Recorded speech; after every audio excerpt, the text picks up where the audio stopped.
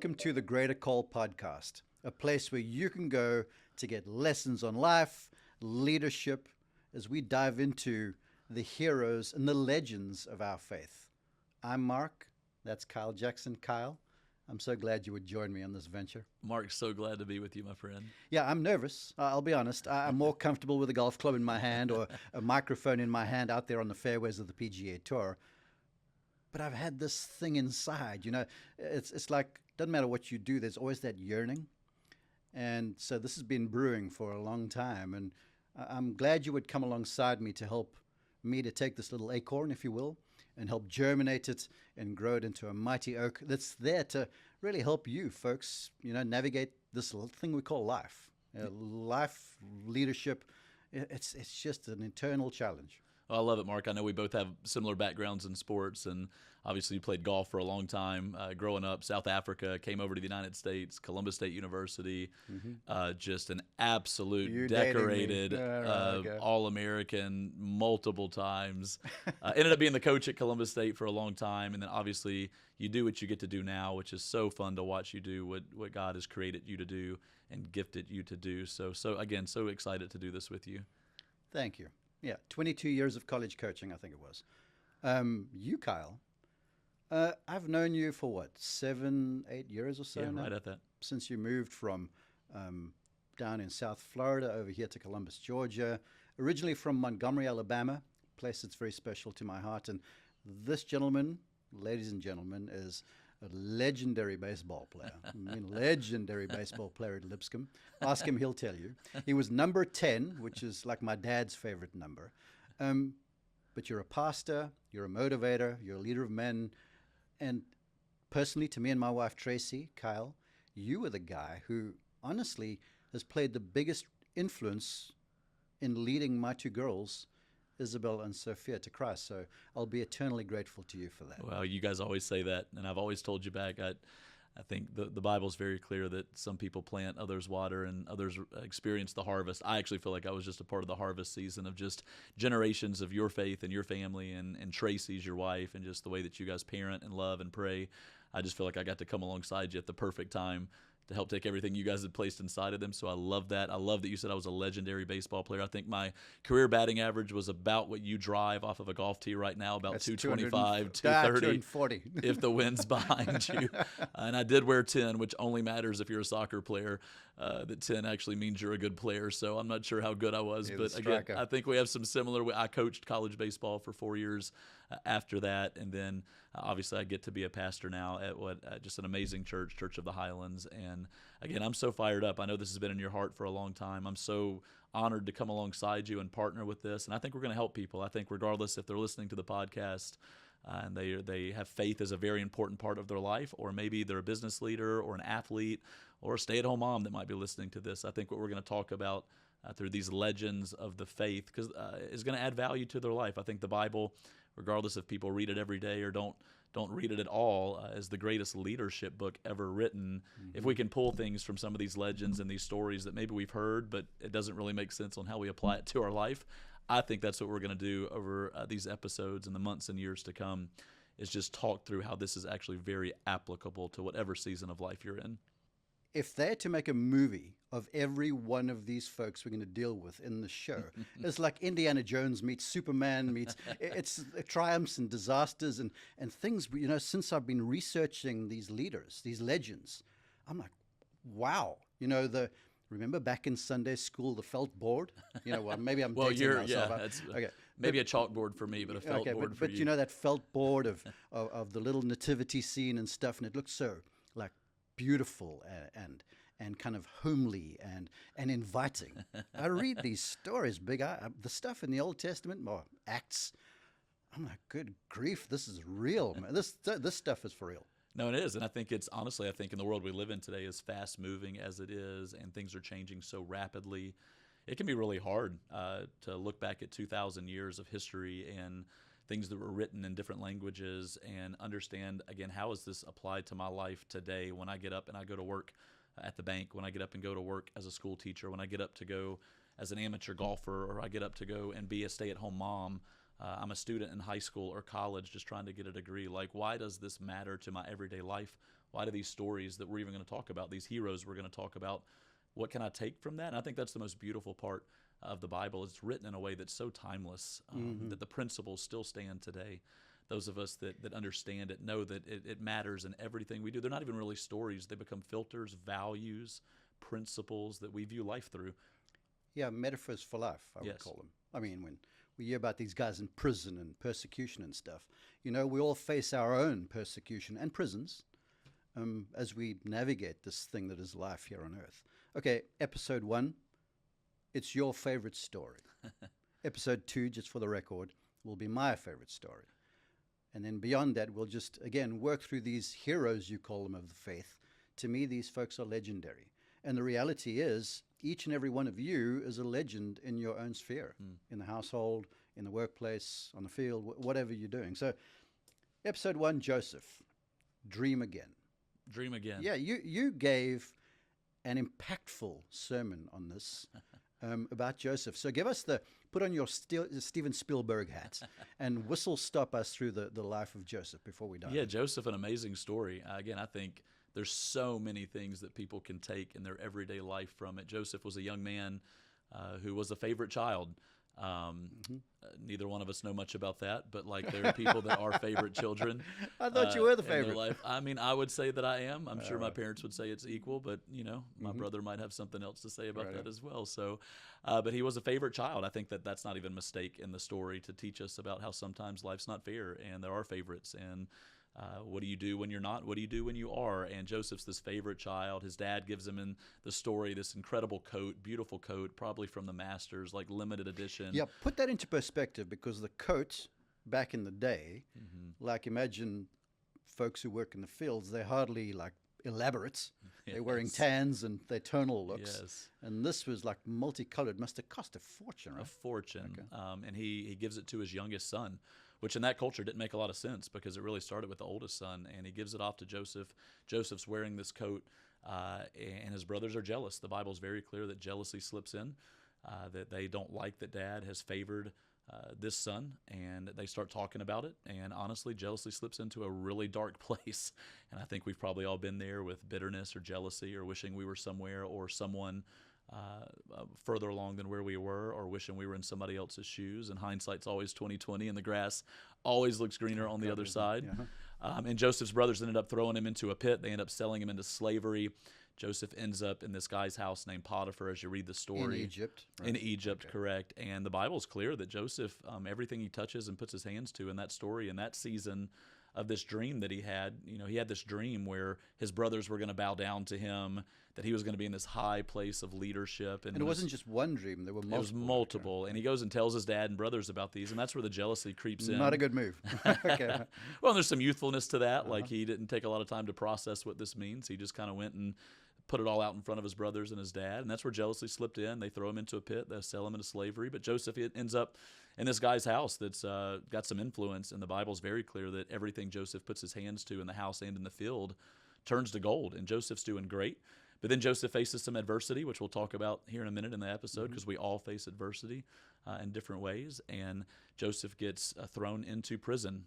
Potiphar throws him into prison. So a guy that's loving him in one season all of a sudden has turned his back on him. A guy that's promoting him and pushing him as this amazing leader all of a sudden has basically fired him and put him in a dark place in a prison. And Joseph ends up doing what I think is so important as he continued to serve and continue to do what God had given him, these gifts and talents that would ultimately lead towards the vision being completed. He does that while he's in prison. He interprets some dreams of some other guys that are there. That word gets to Pharaoh. Pharaoh calls him into the palace. He interprets Pharaoh's dreams, and then Pharaoh puts him in place of all the land. He's the second in command of all of Egypt. And there's a famine. Talk about the promotion. Yeah, and there's a famine. His brothers end up showing up, and the completion of the dream comes years later from where he originally had it as a young man, where he told his brothers and his dad. And he walked through a lot to get there. And I think we can all relate to that in different areas of our life, that maybe we have something in our mind or our heart. It doesn't look like what we thought it would. But if we stay faithful, if we have integrity and character and continue to serve, God's always faithful to do what he placed in our heart. Okay, diving into this before we get to the personality of the man. I've seen on social media, you know, those, they like memes, and then it's like, here's where I am, and that's the goal, and everyone envisions the straight line. And then the reality is that this thing is squiggled and crooked and down through valleys and up over hills. And yes, one of our true heroes of the faith who had this dream, like each and every one of you have, maybe he was a little immature in broadcasting this, or he didn't do it in a very sensitive way. But it all comes true after slavery. Then he goes to the highest of highs. Then he's accused, prison. Yeah, but he's in prison because he's accused of relations with Potiphar's wife, falsely accused. And now he's at the highest of highs. And as I read through the story preparing for this, again, you know, with different eyes maybe, the thing that jumped out to me was through the soul, how he could have been bitter, how he could have been angry. There were all these emotions, you know, those behind the door, you know, in your closed room, head in your pillow emotions that he's gone through. And now he's at the highest of highs after interpreting the dreams, in charge of everything in Egypt. And here's his brothers, 12 of them. 12 of them, right? Yes. Yeah, he wasn't the 12th. They come to him and they bow down before him.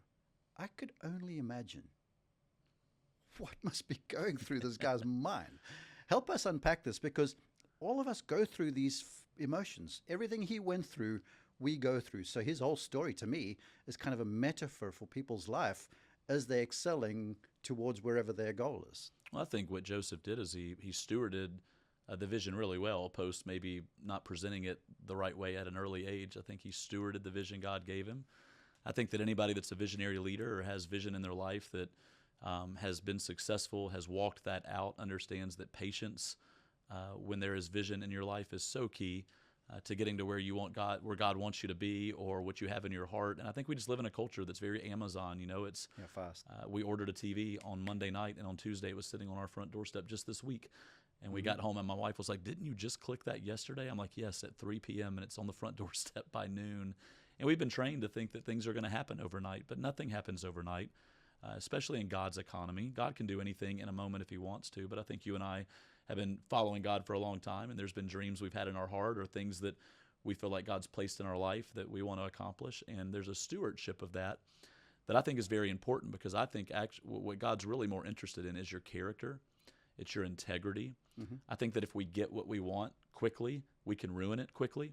I think Joseph had this dream, but if it would have came true at that age, we might not be learning the same lessons we're learning today from the journey that he actually took, that took patience. So I think there's a stewardship part of a dream, and I think there's a growing in your integrity and in your patience that matters a lot to God in completing the dream.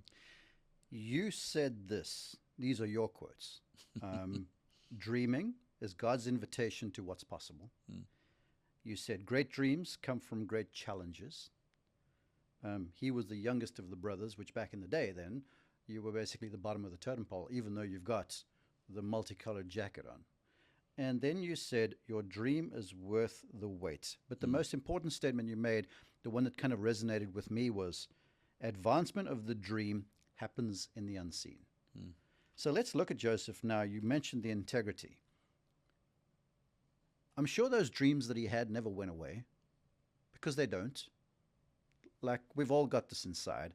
You might be working in the cubicle right now, and your dream was to be a visionary, whatever. So those don't go away, but you're just where you are. But while you're in that cubicle, while you're on the practice tee or the batting cage or whatever it might be, there's this dream in there, but you've still got to just run the course where you are with integrity. I'd love your take on that, please. Well, I think there's a misconception about, you know, what our role is in life and why God even gives us opportunity and gives us dreams and gives us vision. I think the greatest leadership that we can have in our life is that we serve others. I am more interested in seeing other people get to where God's calling them to get to than I am trying to push anything forward in my own life. I think that Joseph, that's why I like him. I think Joseph is interpreting some dreams of guys in prison, not trying to get to the palace, but just doing what God had gifted him to do faithfully in the dark when nobody was watching. I think we live in a culture that people are more interested in their gifts being seen than they are their gifts being used. And I think God's looking for people that are willing to use them in the dark, in a place where nobody's watching, where it doesn't even matter for promotion, just being faithful to what God's asked you to do and what God's given you. And I think Joseph is a model of that while in prison. The reason he ends up in the palace is because word gets out that he's interpreting these guys' dreams, and nobody was watching. And I just think we live in a culture where everybody wants to push their dream forward. And I have learned over the years, Mark, and I think you're so good at this. You're such an encourager. You're always finding something nice to say to somebody to build them up. My family may disagree. One of my favorite Bible verses in the entire world that has nothing to do with the Joseph story, but I think you model it, is Ephesians 4:29. Do not let any unwholesome talk come out of your mouth, but only what's helpful for building others up according to their needs, that it benefits everybody that's listening. I think that's what you do unbelievably when you call a golf tournament. I think that's what you do when you pass somebody in church on a Sunday. I think that's what you do at your house when you're sitting around a dinner table. Kyle, you know I slide past people to my seat in your church. Well, I know you're introverted and you don't like to high-five people, and your least favorite part of the service is get out of your seat and high-five somebody. For the record, he's actually changed his approach to this. Kyle will go, if you are comfortable high-fiving your neighbor, go right ahead, and I just sit right down. Yes. And if you're not, please take a seat, and that tells you that you don't want to high-five somebody you don't know. But I think that's what you're best at, and I think that's what Joseph was doing. I think that he used his gifts to serve Potiphar. I think he used his gifts to serve these guys in prison. And he ultimately ends up using his gifts to be second in command to serve somebody else. So his dream was accomplished because he was willing to serve somebody else's and do it when nobody was watching. It had nothing to do with promotion. Yeah. Here's something I've learned in my 54 years. Maybe I'm a little wiser now, so I now see it or realize it. That the dream or the goal is oftentimes scuttled by our own behavior. And here's Joseph, handsome young guy, second in command. No, not yet. Working for Potiphar, out of slavery now, so life is good now again. In the house, got the run of the place, and Potiphar's smoking hot wife comes and makes moves on him, and he's like, no, thank you. This is who I am. There's a real lesson in just behavior, mindset, discipline, all these sorts of things, that you hear when you're listening to podcasts or reading books about excelling, getting to where you're going. But that over there, remaining true to who he is, his integrity, I feel like is massive for anybody who has any design on getting somewhere. Absolutely. I mean, we live in a culture that you can do the right thing and still get canceled. Yeah. So again, this is what happened to Joseph. He did the right thing and still ended up in prison. But he did the right thing, though. He made the right choice and still got canceled. He did what he should have done, and it delayed the dream a little bit, or did it?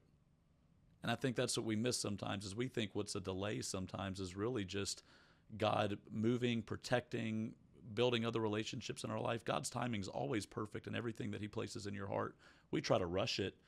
But again, I think God's more interested in who we are when we get to the dream than he is about us reaching the dream. Yeah, no kidding. I want to go here because oftentimes life sort of beats one down. And then the dreams pale when, you're struggling to meet bills, or, kids are ill. I heard these wise words one day from a wise old man. He said, you'll only be as happy as your saddest child. And parents that resonates with me and people.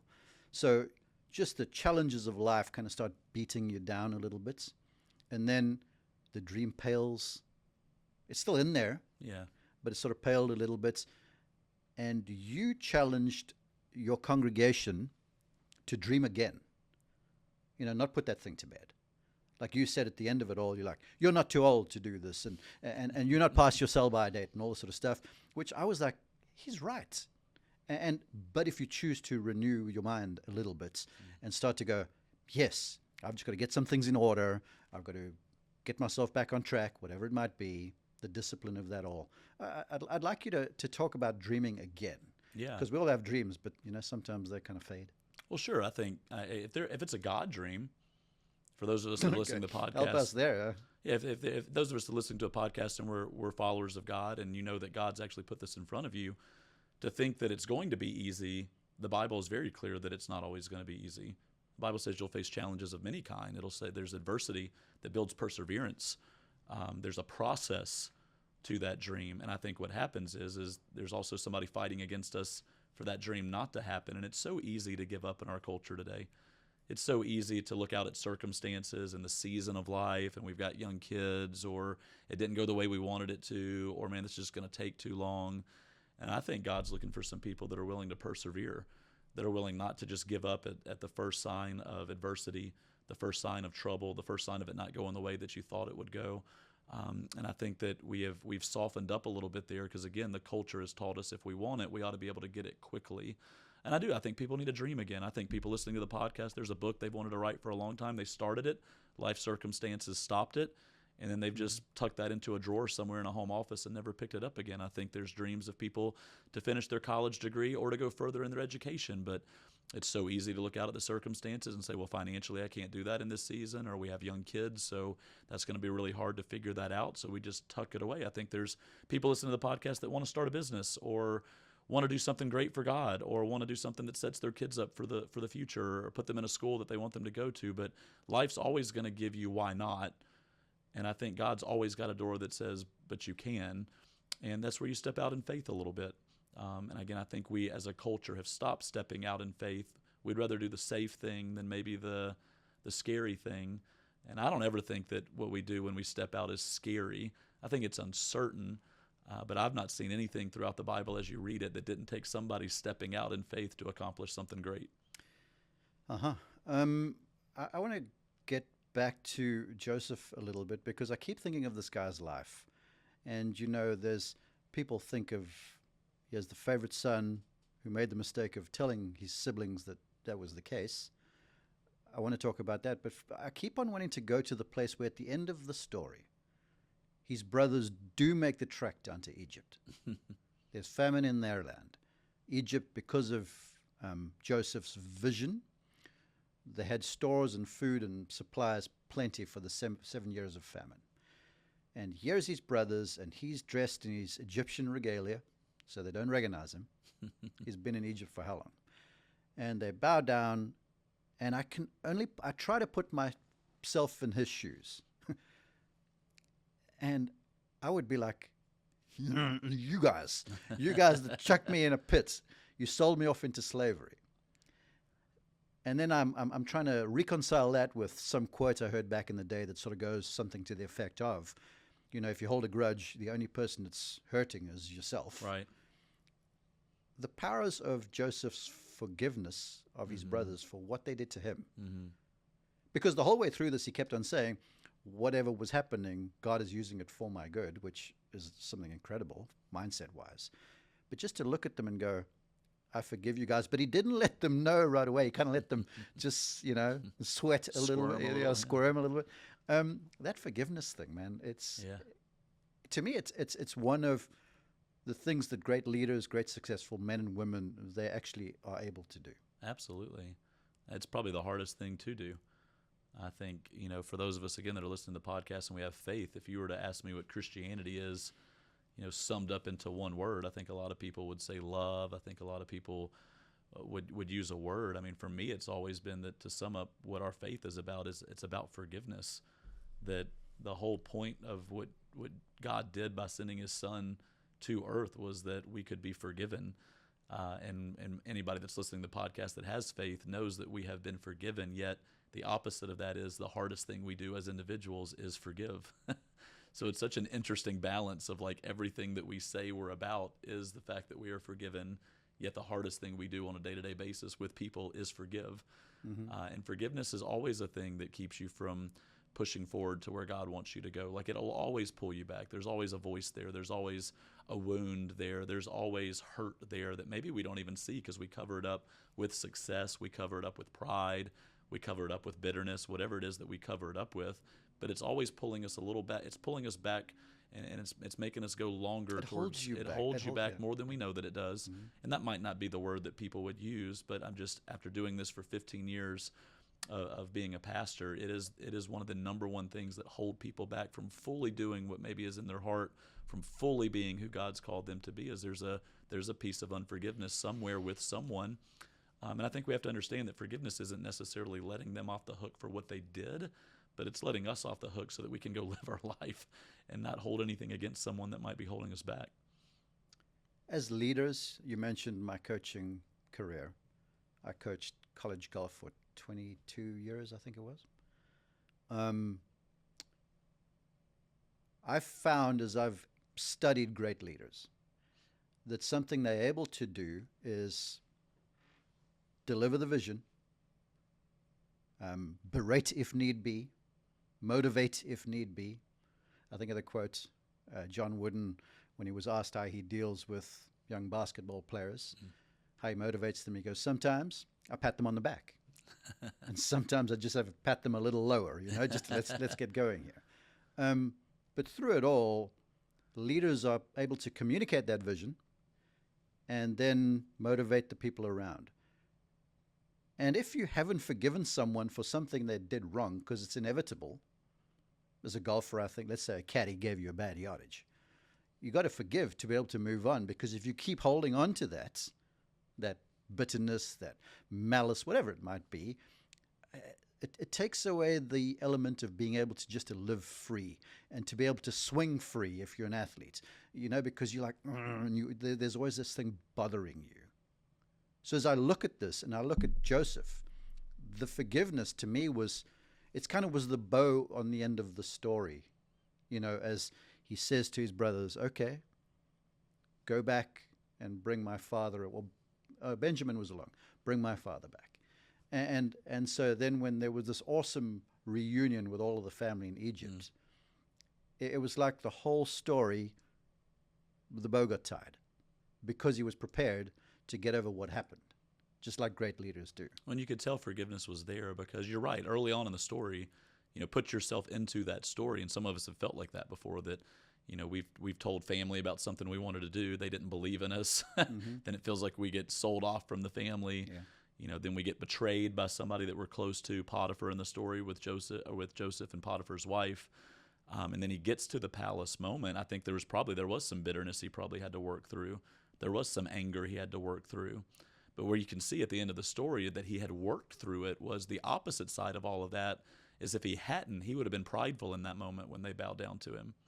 He would have proven a point of the dream coming to place. He would have made sure they knew he had authority now and he had power. And it happened, and what you watched is he didn't do that. He ends up just serving his family. And you can always see when somebody's forgiven as they get back to just serving, they get back to doing what God's called them to do. Because the opposite is, if they haven't forgiven, whenever that dream comes true, there can be pride. We can work so hard to achieve what we were trying to achieve, to prove to somebody else that tried to hold us back, that when we get there, we forget that God was even in the middle of it and was the one that got us there to begin with. We actually think we did it. And again, I think that's why there's a promise from God. There's a payoff date from it, because God's always faithful to do what he says he's going to do. Yeah, but that's the waiting. It's the process in the middle that people don't like. I call it waiting. So there's the promise and there's a payoff date, and then there's a process in the middle. And I don't think we like the process, but I think in the process, God is working out that bitterness. He's working out that anger. He's working out that insecurity, and he's working out the pride that when you get there, you remember you weren't the one that got yourself there. It was God the whole time. And I do think forgiveness is so huge for leaders. Leaders aren't trying to just win the short game. They're trying to win the long game. And there's going to be so many things along the way that you're going to have to forgive, that you're going to have to move past, that you're going to have to work through. So you might as well do that, because when you get to the end of the dream, when you get to the place that you wanted to go initially, it's a whole lot more fun when you get there, knowing that you can celebrate it freely and not just celebrate it to prove a point to people. What, the wake of the bodies in your journey? Yeah, I get it. What's the old thing? On your way to the top, be nice to everybody, because you're going to meet them all on the way back down. I've seen this. Couple more things before I let you put your pastorly kind of a bow on this thing and give us the marching orders. This is another one of your quotes. Don't be more concerned with your gifts being seen than being used. Now, in today's life, we're all broadcasters. Social media, right. YouTube, you name it. And it seems to me, heck, I'm in the business of it, where it's all about being broadcast and people notice me and see and how many likes and follows and all this sort of stuff I have. You shot me between my eyeballs when you made this comment. And you said, don't be more concerned with your gifts being seen than being used. Now, gifts could be anything. Yeah, right? Right. Yeah, I think we do live in a world that is about me. And I think that's okay. Like, that's the culture we're living in today. So I think it's more about the heart side of it than it really is about the practical side of it. You're right. In the world that you live in the world that people are trying to influence people, or people are trying to gain influence in order to get whatever it is they're getting out there, whether they're selling a product, or whether they're trying to push a project forward, or whether they're trying to just motivate people to do something. Like, you do have to jump into that sphere, and you do have to learn how to do those things. I think, for me, it's just making sure that as you do that as leaders, you add value to people along the way. Because honestly, nobody cares about you as much as you care about you. And if it's always about you, people are going to want to stop listening to you. And I think the key is for long-term success. Again, in the short term, you can make it a lot about you, and people are interested in that. But there's always another you coming along behind you, beside you, out in front of you. There's only so many things you can push, so many ways to say certain things, so many products to sell, so many principles to teach. At some point, if it's always about you, then people are going to stop listening to you. You've got to make it about others. You got to add value to other people. Again, I think this Preach, is Reverend. I think I can this say is that with you. I think this is what you do preaching. so well. I think every environment I'm in with you, and every environment I listen to, you figure out a way to add value to other people, and that will push you way further. You'll last way longer. Again, we want to do this long term, not short term. I don't want to be doing something new every 6 months because people have stopped following what it was that we were talking about. I don't want to be an instant success. I want to do this for the long term. Leaders are in it for the long game, not just the short game. And I think the ones that I've seen that do something for a long time, that people are still listening to, following, learning from, it's because they figured out how to take what they're great at and use it to add value to others, not just build their own kingdom. It's how you spread your influence, right? Yeah. People are more likely to run with your vision if they're motivated than if they do it begrudgingly. Absolutely. I have this is in my soul, so I'm going to just quickly slide off the run of show here. We haven't talked about Joseph as the immature young kid telling his brothers they were going to bow to him. By the way, I'm the oldest. I'm kind of Reuben in my family. Reuben was the oldest of the brothers. But then there's Dad, right? And now this is because as a parent, you're a leader in your household, and you know life is going to be easier if you lead your family well, moms and dads. Gosh, that's my biggest job. Let's look at this, where Dad's got these sons, they're out there in the fields, they're tending to the flocks, they're basically building the family wealth. And then there's little Joseph, who's out there in his in his designer coat, preaching his vision, aggravating brothers. And Dad did this.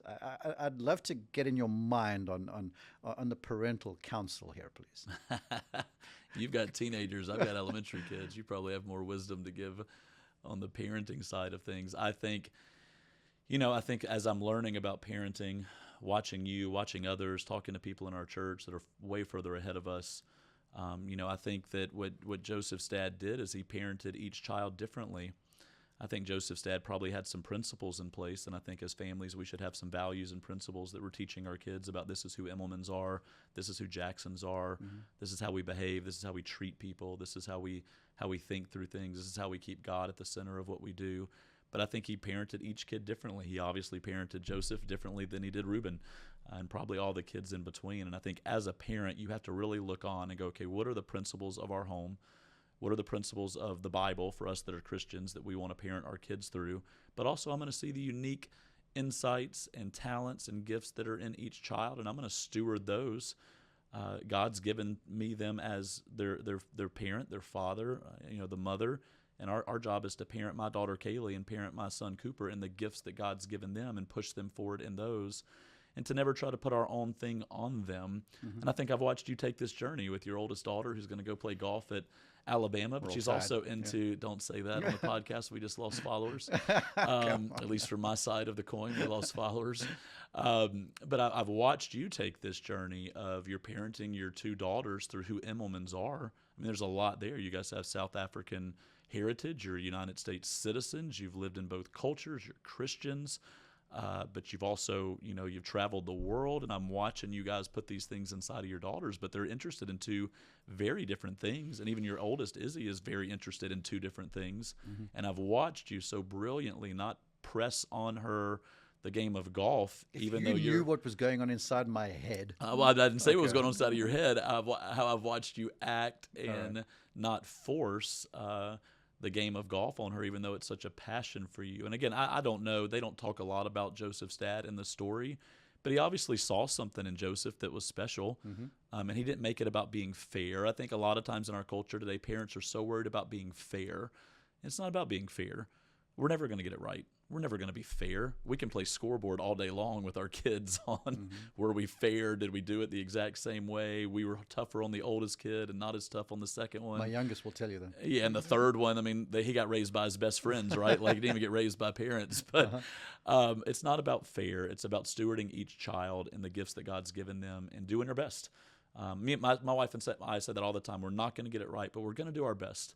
We're going to be intentional. We're going to see what's inside of them, and we're going to push them towards their God-given purpose. Not our purpose for their life, but God's purpose for their life. And again, I think you and Tracy do that so well with your girls. Yeah, right. No, thank you. You've said something now that, again, has resonated with me, and you're like, we're not going to get it right, but we're going to do our best. Yeah. And this, to me, sounds like Joseph, who kept on saying, wherever I am, I'm going to do me. I'm going to have integrity. I'm going to work hard. I'm going to stick to what's encoded inside, and I might not get it right, but God's going to use this for good in the end. Yeah. Okay, so let's some takeaways here. I've written down a couple, but you're the expert. So let me read these to you, and you can run with it. Lessons in life. What I took from the story is what happens is not so much the events and the circumstances of your life, but how you respond to them. Absolutely. Okay, and then also, I just jotted this down because this came to me. It was like, with faith and God's help, any and every situation can be used for good. Yes. And I feel like that's liberating in a way, because, sometimes you have that event that transpires, or you do something and you're like, oh gosh, and you feel like the whole thing's just slammed to a screeching halt and you've driven the car off the cliff. All it is just renewing your mind and getting back on track. Everything's going to be okay. Yeah. I am living proof of this. Okay, so Pastor, give us the pastoral, my American word, my pastoral takeaways, please. Well, yeah, I think, again, for those of you that are listening, no matter if you're a churchgoer or you would say you know God, but still trying to figure out how it applies to your everyday life, I think there's so much to take away. I think, one, you should dream. I do think dreaming is God's way of showing you what could be possible. If you ask God to give you vision, ask God to give you dreams, ask God to show you something that he would want you to accomplish, I think God's faithful to do that. So I think we should all be asking that question from time to time, regardless of where we are in our faith journey. Just ask God to give you vision for your life, to give you vision for what he might want you to accomplish instead of just trying to accomplish your own. Then I think there's a fruit of the Spirit called patience, and I think that we all have to grow in it. We're going to be a better... What's it? Love, joy, peace, patience. Kindness, goodness, gentleness, self-control. I love that patience follows peace, because it's hard to have peace if you don't have patience. And I think that there's a patient side to this, that it's going to take time. And as you grow that fruit of the Spirit, patience, in your life, you're better at everything. You are a better dad, a mom, a better son or a daughter, a better golfer or baseball player, a better business leader or employee. I think patience is so huge in everything that we do, and I think Joseph showed the patience throughout this entire story. I would tell you to just serve. You might not think anybody's watching, but God's watching. Do what God's asked you to do. Develop your character. Your talent will take you as far as your character can sustain you. And so we want something to happen so much quicker than it does, but maybe God's developing your character so that when you get there, you don't mess it all up, and be okay with that. So develop your character, dream, develop your character, be patient, and then trust God.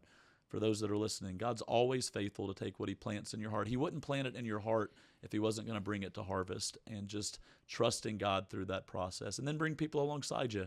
As God's brought me alongside you and you alongside me to encourage each other. Hey, we encourage each other in what we feel like God's asked us to do.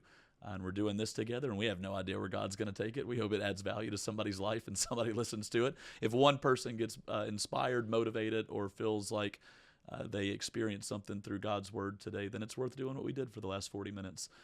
So I think that's what I would add value to people. Ask God for vision for your life. Develop your character along the way. Be patient, and then trust God that He's going to bring it into fruition at some point when the timing is right. Kyle Jackson. Mark Immelman.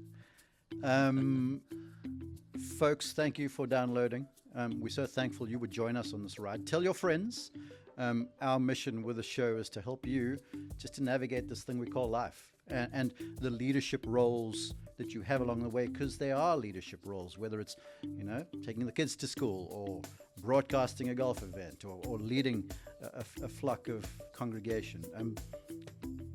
Let's learn from these lessons. That's our goal, and it's just to highlight these lessons to you. Follow us on social. The handle is, I hope I get this right, @TheGreaterCole. He's Kyle. I'm Mark. Go and be a legend.